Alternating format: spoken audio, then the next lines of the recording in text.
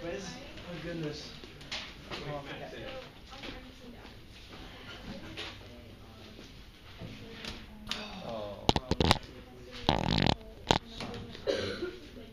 I still haven't changed around my presentation, so we got to go to the old presentation. Sorry. Creeping on everyone.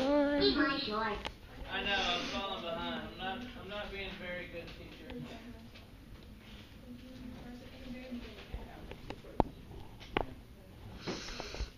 Thirteen's a small chapter, though, isn't it? There's a lot in here, right? Not that small. 1, 2, 3.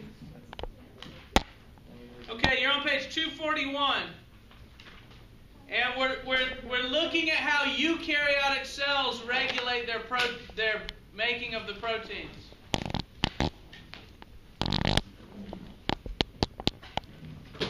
So I showed you yesterday how prokaryotic cells do it. They use operons to turn genes on and off. I showed you two examples, the lac operon and the trip operon. That's just two examples of many. Jonathan, you with me? Yeah. A prokaryotic cell might have 1,000 genes on it, or even more than that. So there's might be 1,000 different operons working. A eukaryotic cell can get even more advanced and more complex. There's really 4 areas of control in a eukaryotic cell. There's 4 general ways that we can control if a gene is transcribed or not. And so, or I'm sorry, if a protein is made or not. There's 4 ways we can control it. The first way is called a transcriptional control. And if you can't quite read this from where you're sitting, it's on 241.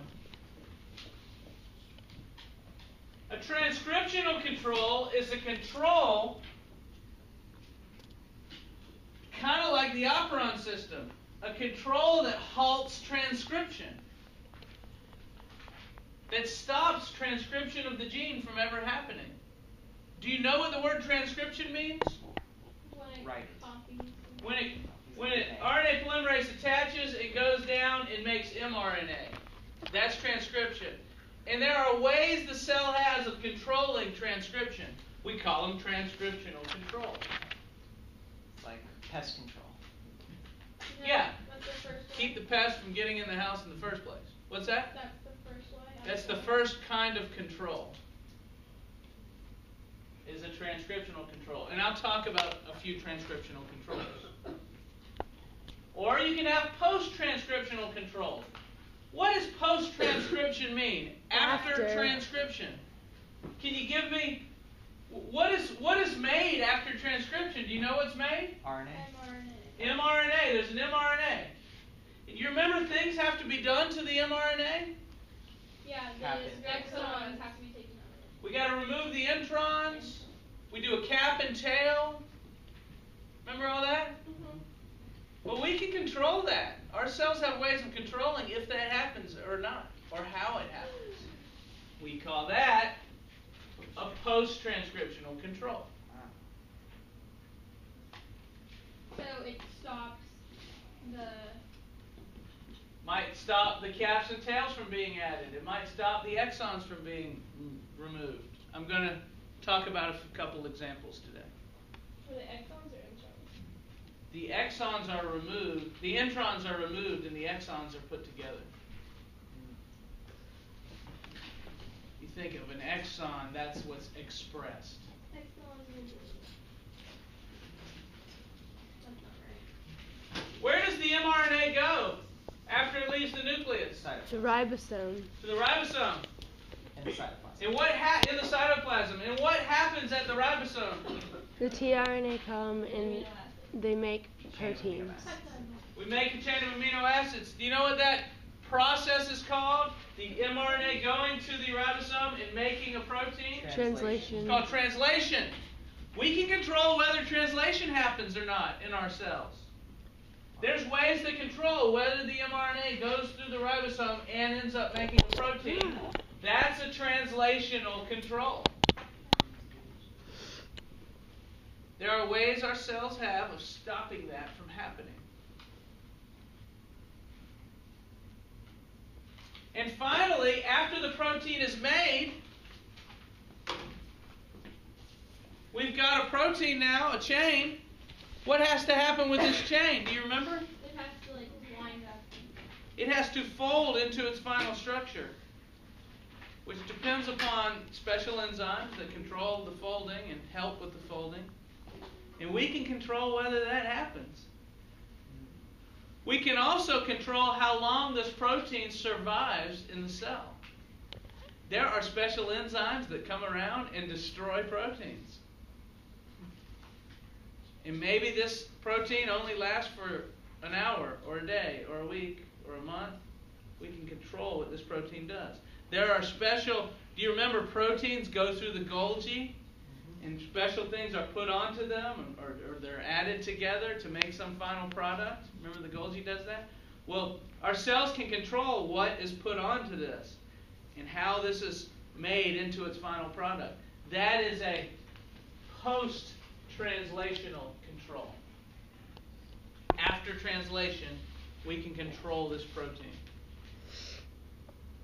So in other words, in eukaryotic cells, the making and using of proteins is controlled 4 ways, in 4 general ways. Transcriptional, post-transcriptional, translational, post-translational. That's easy. And so you never know. I could ask on an essay, on the test, I could say, talk a little bit about each one of those. What do you Talk mean? about eukaryotic controls for making proteins. And you might go through and give an example of each one. Yes? What do you mean by controls? Control, like when I showed you the lac operon, the Just operon was a way of controlling whether transcription and translation occurred. So our cells have a way of controlling whether proteins are made or not. And that's very important. You can't just be constantly making proteins. That's wasteful. That uses too much energy. Our cells don't have enough energy to constantly be making proteins. They have to know when to make them and when not to. And the cells don't think. It happens automatically. You saw in the prokaryote, in the operon, there was no thinking going on there. If lactose was present, the gene is on. If lactose is not present, the gene is off. There's no thinking. Okay? Like a machine. It's a machine. Yeah. All right, so let's talk about transcriptional controls first. One way we control whether transcription occurs is by winding up the DNA.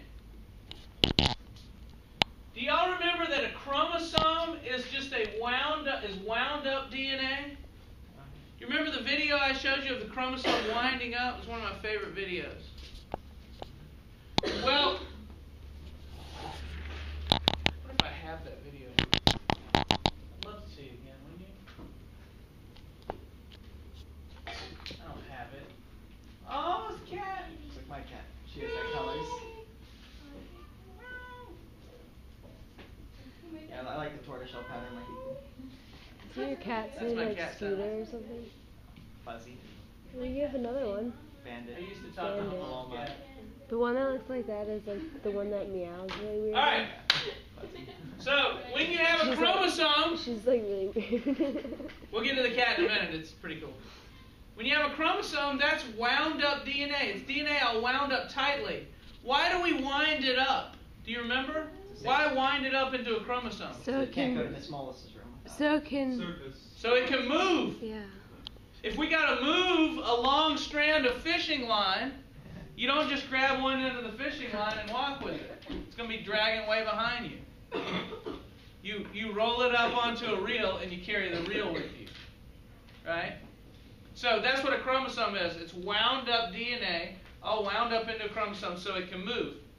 Well, as just so happens that if you wind up the DNA like that, it can't do any transcription. Jessica, you with me? Yes. For transcription to occur, the DNA can't be wound up. It's got to be loose. It's just like you can't read a book when the pages are closed. You have to open up the pages and have it loose there to be able to read it. So you can think of a chromosome like a closed book. All the strands are wound up. You can't read the little strands. You can't do transcription. So that's a transcriptional control. All we have to do if we want to turn off transcription, sorry, I'm spitting. We can wind up the DNA on these little histone proteins. So the DNA can get wound up and get coiled up tightly. And what proteins? The histones are the proteins that the DNA is wound around.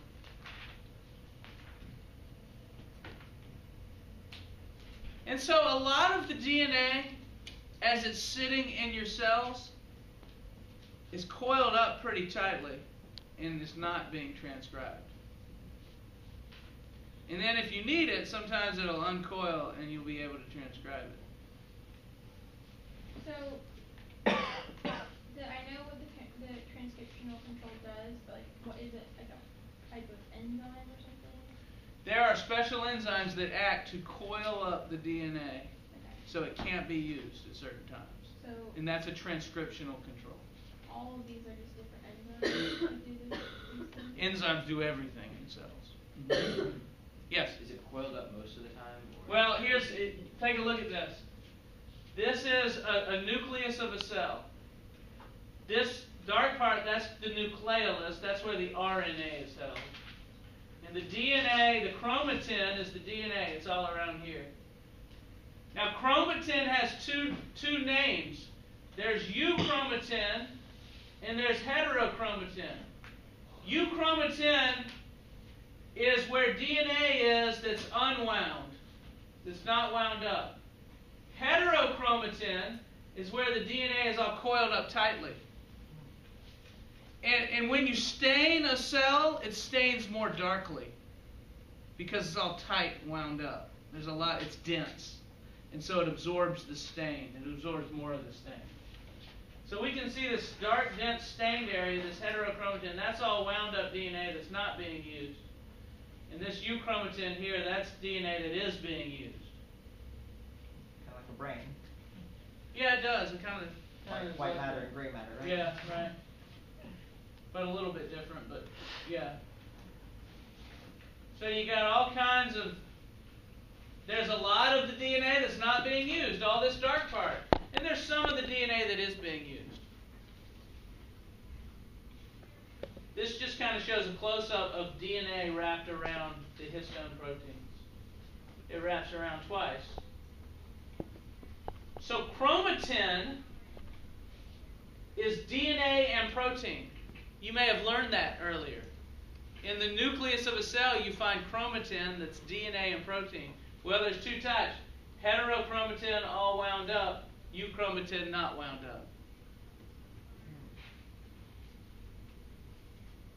Yeah, controls are a little bit boring, but So that's the nucleus, Mr. Willis? that is the nucleus of a cell. Ah.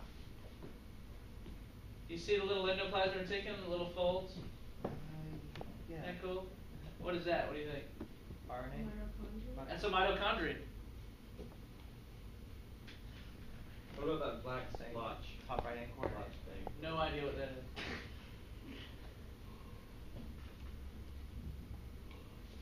A cell biologist would probably know. Okay, so let's take a look at this cat. Whoops. Sorry, tortoise. Have you ever seen a tortoise-shell cat? I have one. You do? Uh-huh. Oh, you're going to learn about the genes of your cat. Tortoise-shell cats have two genes for color. They have X, O means O equals orange, and X B equals black.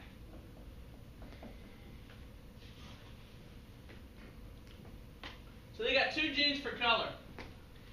As it turns out, in all female mammals, I think I have that right, all female mammals.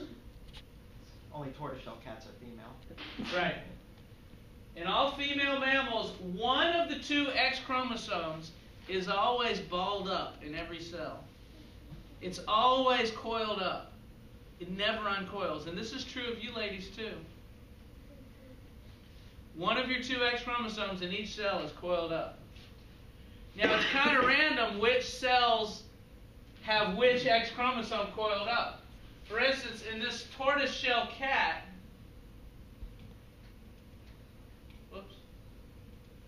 in this cat, where it has orange fur, those cells have this chromosome all coiled up where it can't be read. It can't be transcribed. And so it can't make black fur there. It only makes orange fur there. And in the areas that are black, like right here on his chin, the orange chromosome is coiled up and not being transcribed. And the black is being expressed. So a tortoiseshell cat has two different genes on its X chromosome. But only one of the two X chromosomes is expressed in different areas. So it ends up with this orange-black appearance. Have you seen the cat that has like two individual sets of genes, and it's like looks like two different cats on each side? Like one side is black with like a blue eye, and the other side is like orange with like a yellow eye. Weird. Looks like And it two turns this way, completely and it goes different like that. cats. So cool. It's crazy. It makes sense on this rules because I read somewhere tortoiseshell cats are always female. They're always female because a male only has one X chromosome. So the male is either XOY or XBY. So the male is going to be either orange or black. It's not going to be one. It's not going to be tortoiseshell. You have to have two X chromosomes to be tortoiseshell. So why aren't girls like two different skin colors? Because there are no skin color genes on the X chromosome in humans, and only in cats, and only in this particular species of cat.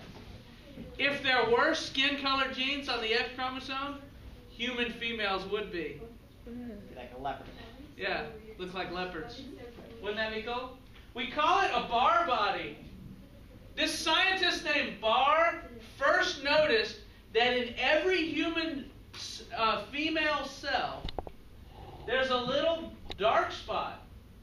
And that's one of the two X chromosomes that's all coiled up.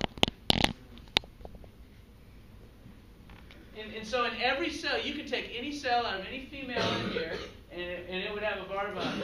And he noticed that males don't have that, because the male X chromosome doesn't coil up. It's always expressed. Barr. Good old Barr. That's really cool. Does that make sense? Should give you a picture of my cat. Yeah, or you could bring your cat in. And we could look at it. Picture of your cat.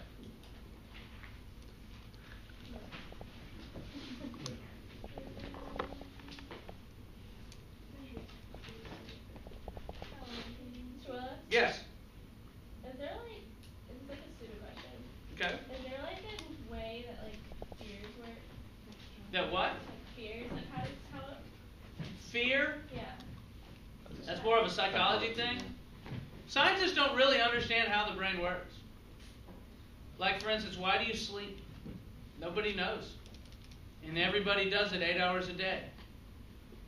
And there's some ideas, but no one's really sure. So fear is something, emotions and all that is something like that. We know where in the brain fear is located, and if you damage that area, you can have not be scared ever, or be always scared. You know, there are problems associated with it. But exactly how thinking and remembering and sleeping and dreaming, things associated with the brain like that, they just don't know. The brain is so complicated, they haven't figured it all out. There's just, If you take psychology, we do talk about that. it's like a quote like, "If the brain were so simple we could understand it, we'd be so simple we couldn't." That's good. Well, I heard a quote somewhere. I have a question. Yeah. That's cool. I didn't tell you. Brain must be tough. Let's talk about transcriptional controls. Skipping to page 244.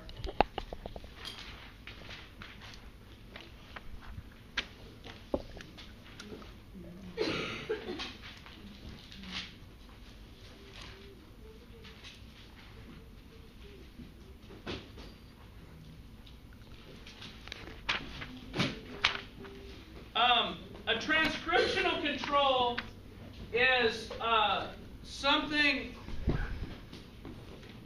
Well, actually, we have been talking about transcriptional controls. Yeah. This coiling up is a transcriptional control. There are other transcriptional controls too.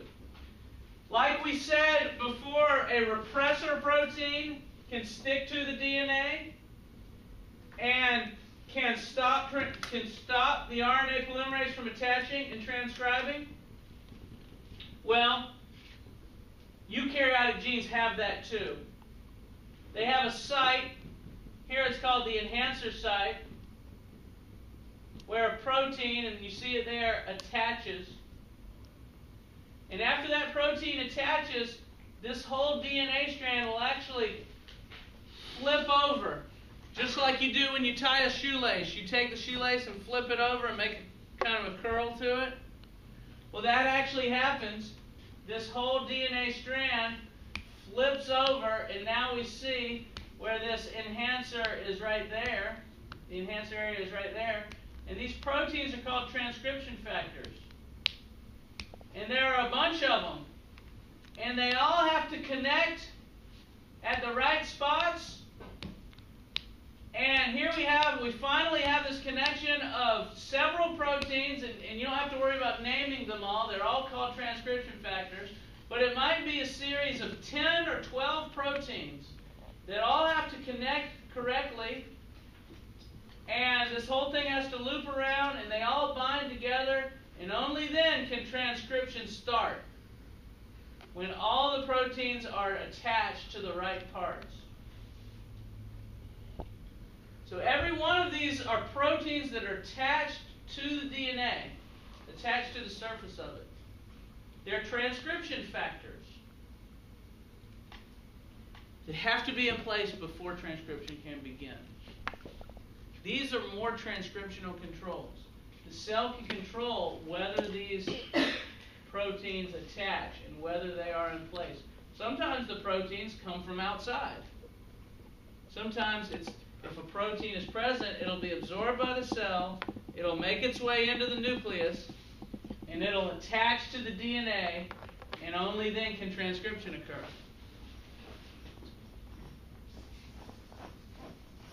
You could think about a cell. Think of a cell being attacked by a virus. And a little piece of the virus falls off, makes it into the nucleus, and then the cell, and then it'll bind to the right part, and then the cell will suddenly start making proteins that kill viruses. Maybe more lysosomes or something like that. The immune system. Is that Yeah, this part is of kind of it? how the immune system could work. So, we call these transcription factors, and it's another transcriptional control. This isn't going to work. Let's try it anyway.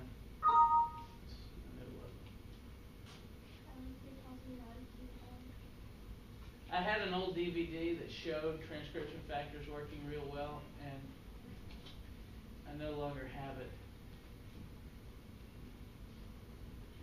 I tried to record it onto the computer and it wouldn't let me. First time I succeed. Okay, let's look at a post-transcriptional control. Let me explain a post-transcriptional control to you. After transcription, we have the mRNA, right? And do you remember we have to remove pieces of it? Electrons. We got to remove the introns. And so here's a piece of mRNA, and you might have, this might be an intron, and this might be an intron here. And those have to be removed. Do you remember the enzymes that remove the introns, what they're called? They're called SNRPs. Who said that? Good job. And do you remember what several SNRPs together form? It's another name. The splicer. Spliceosome. Several SNRPs come together to form a spliceosome, and the spliceosome removes the introns.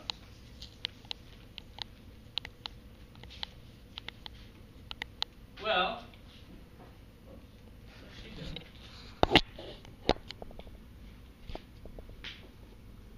We have a way of changing the mRNA in different ways. Here we show a piece of mRNA. The introns are pink, and the exons are denoted with numbers, with letters. So there's exon A, B, C, D, E. If we cut out the pink introns, we're left with a piece of RNA here, A, B, C, D, E. There are the introns just floating about. They've been removed. Are y'all following this? And then this is made into a protein that looks like a pretzel a little bit. What the cell can do is it can choose to cut out different introns.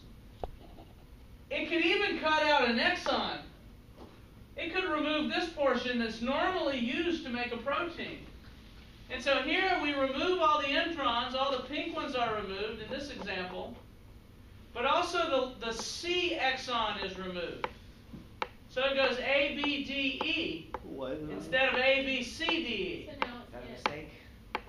It could be a mistake and it could be a screw up, or it could be done on purpose because if you remove the C, you get a different protein. It's like a code. Yeah, this is a way of making a different protein. And perhaps this protein has a whole other function that is good for the cell. Sometimes this will happen by accident, and usually you get a screwed up protein that does nothing. But sometimes it happens by accident, and you get a good protein that's useful. Evolution. Yes. So this is a way of changing the protein product, which is a post-transcriptional control. You can change the protein product by cutting out not only introns but some exons too, and control what protein you make that way. So the same set of DNA might code for 5 different proteins depending on how you cut out the exons. Is that like a deletion? Is that what that is? It's kind of like a deletion, yeah. But it's not in the DNA, it's in the mRNA. When scientists did the Human Genome Project, have you ever heard of that? Where the scientists expected, when they decoded the human genome, they expected to find maybe 100,000 different genes. Because they counted about 100,000 different proteins are present in cells in a body, in an organism. So they figured there'd be about 100,000 different genes. But there's not. There's only like 20,000. So on the average, each gene can make 5 different proteins. How can a single gene make 5 different proteins? This is how. Slam dunk. Yeah, if we took out the B, we'd have a whole different protein. If we took out the D and the E, we'd have a whole different protein. You could imagine there's a number of ways you can cut this where you get different proteins. That's really cool. Isn't that good? I think so too.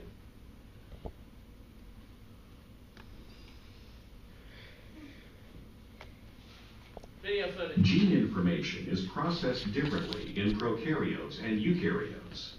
Because prokaryotes lack a nuclear envelope, messenger RNA, mRNA, can associate with ribosomes in the cytoplasm as the mRNA is being formed. Translation of mRNA into protein begins before transcription is complete. Individual bacterial mRNA molecules often contain transcripts of several genes. By placing genes with related functions on the same mRNA, bacteria coordinate the synthesis of these proteins. These clustered genes are referred to as an operon. Because eukaryotic cells possess a nucleus, their mRNA must be completely formed and must pass across the nuclear envelope before translation. Eukaryotic mRNAs are modified before they are translated. Introns are removed and the remaining exons spliced together. A 5' cap and a 3' poly A tail are added. The processed mRNA travels to the cytoplasm where translation occurs.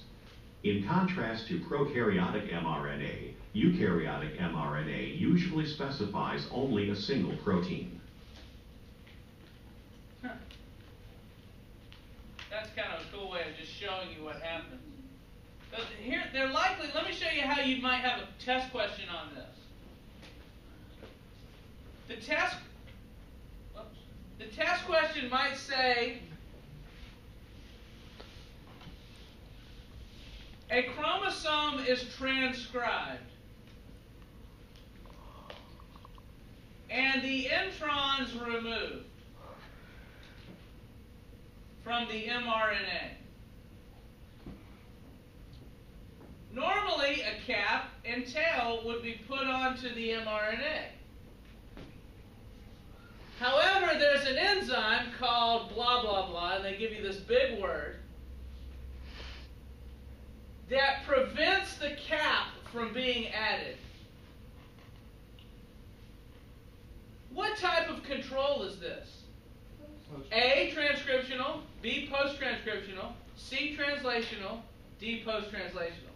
Post-transcriptional. So post-transcriptional, because it's talking about the caps and tails which happen after transcription. But you have to make sense of everything that they put in that sentence beforehand to understand where they're talking about. So are they gonna try to on the AP exam, are they gonna take something that's relatively simple and just try to make it confusing by adding? Absolutely. That's exactly what they do. You just make it They'll take something relatively simple where they could ask you simply, but they make it you have to read more and figure it out. They make it more confusing. I'll give you another one. In a eukaryotic cell, transcription occurs, the mRNA is processed, and exits the nucleus and goes to the ribosome. That's translational right there. Stop. Okay. Don't go yell it out. At the ribosome, a protein is made.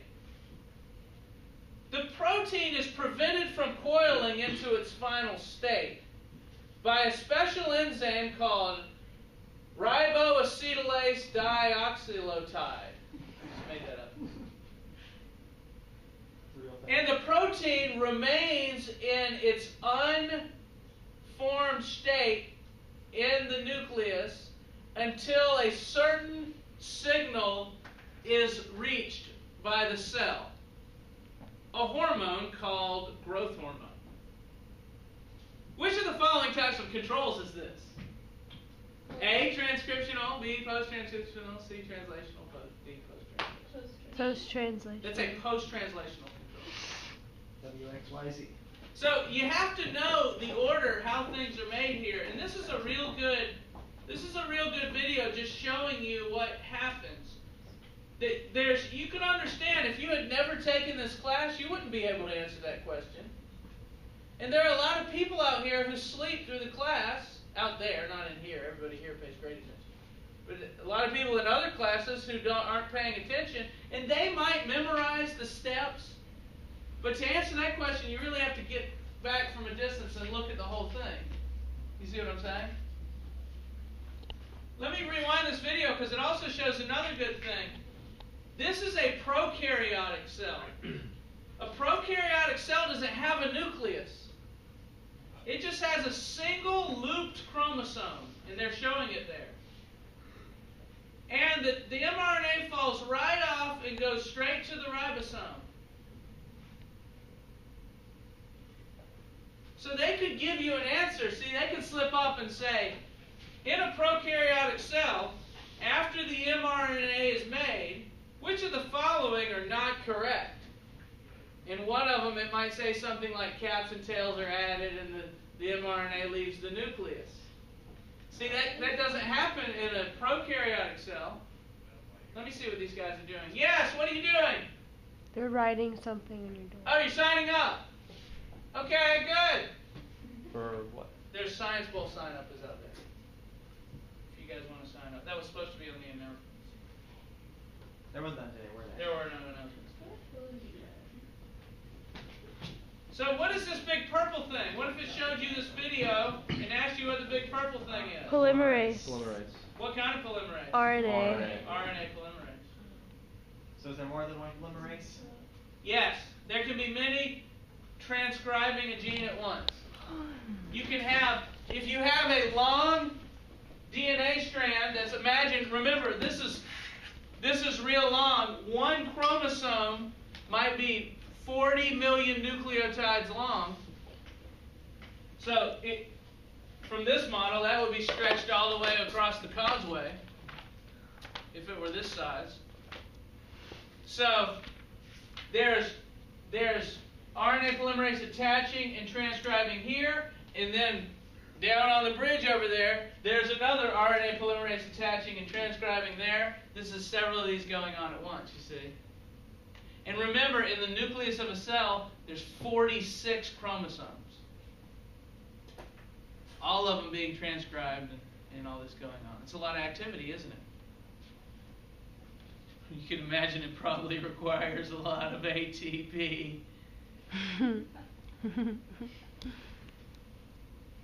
Okay, let's see another video. Most of the control of gene expression in eukaryotes is achieved by regulating the frequency of transcription initiation. Various regulatory proteins bind to DNA and affect the ability of RNA polymerase to bind to the promoter site and carry out transcription. Efficient binding of the RNA polymerase increases the rate of transcription initiation. Gene expression can also be controlled by altering the splicing of exons in eukaryotes. For example, the faster messenger RNA is processed, the greater the amount of gene product. Watch it. Gene expression can also be regulated by controlling access to or efficiency of transport channels. The passage of an mRNA transcript across the nuclear membrane is an active process requiring that the transcript be recognized by receptors lining the interior of the pores. Many enzymes degrade messenger RNA. Okay, hold on, check this out.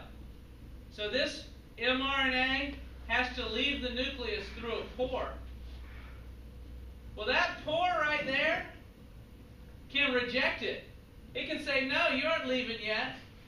That protein might need some signal from the outside to attach to it before this thing can leave.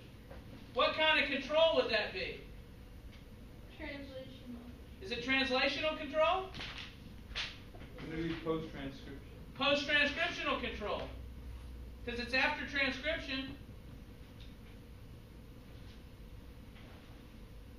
I guess you can consider it a translational control if you're saying that it's not allowing it to be translated. Yeah. So they'll ask you in the question, they'll make it where you can make sense of it.